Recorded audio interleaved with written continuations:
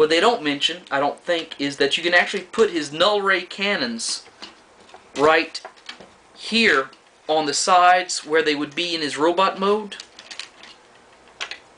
and still have the missiles mounted right there.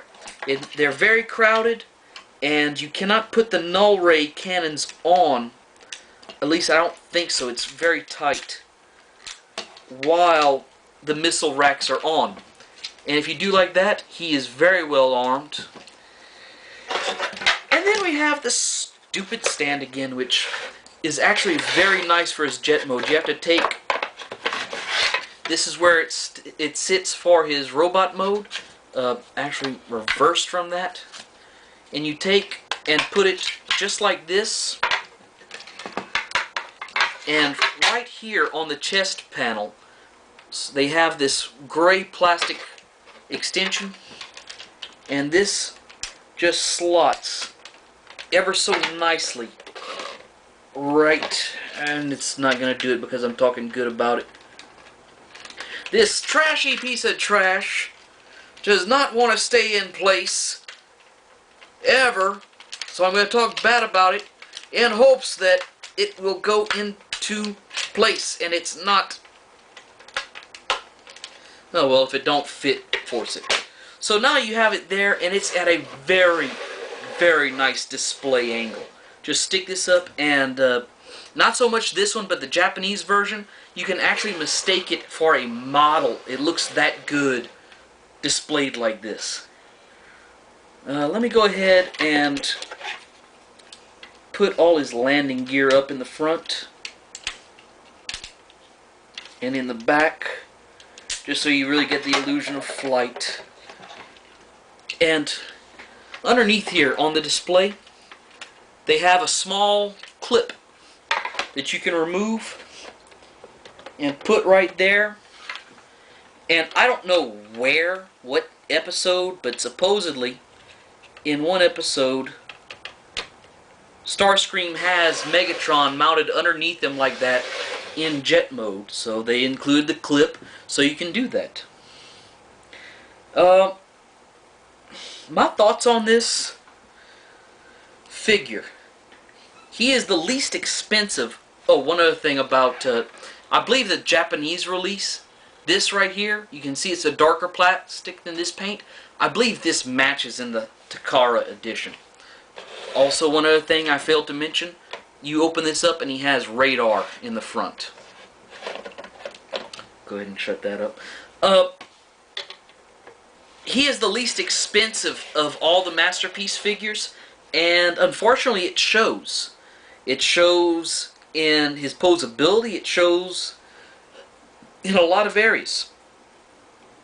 But the biggest area it shows in is the feel of it.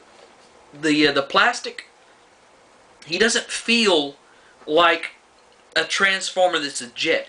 The plastic is very thin. It feels like they hacked up a model jet and attached robot parts to it. I'm not going to say it feels cheap, it just feels fragile. I have not broken anything on it. I have not stressed any of the joints to where they've decolored yet. But still, he feels every bit as fragile to me as MPO5 does. Oh well, now y'all know what's coming next.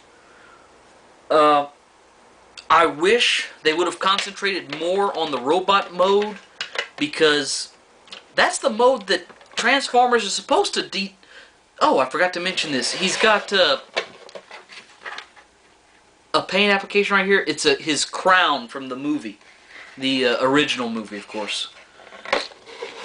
I ran out of memory card, so I'm trying to remember what I was saying.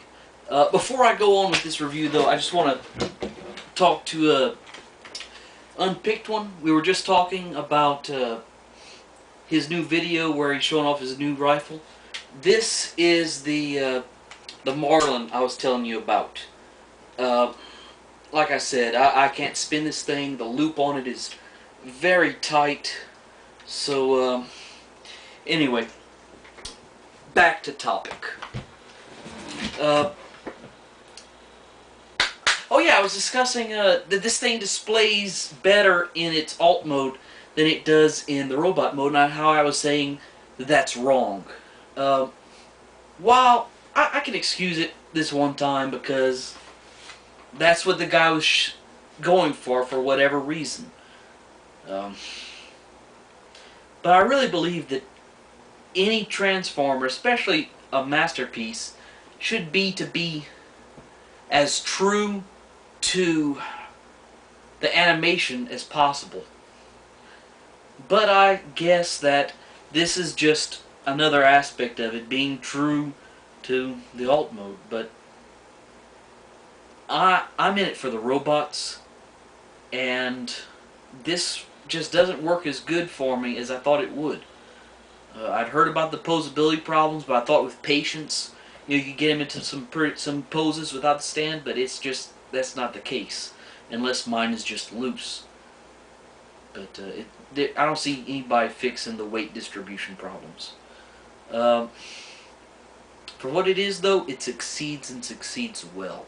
It is a fantastic display piece as the jet. So anyway, that's him. I can only give him a 7. He just because of how compromised the robot mode is. His alt mode's going to get a 10. So I guess it all averages out to about 8.5. But anyway, that and having a stupid accessory. Archibald, I'm going to see what that guy's name is. Okay. This little guy that I've been calling Dr. Archibald this entire review, his name is Archiville. I just don't care. That's why I didn't bother until right now. They gave a spot underneath him to store his gun clip, but they couldn't have found a place to plug this guy in under here. I mean, like I said, I thought I'd lost this guy until like 5 minutes before I started filming this review.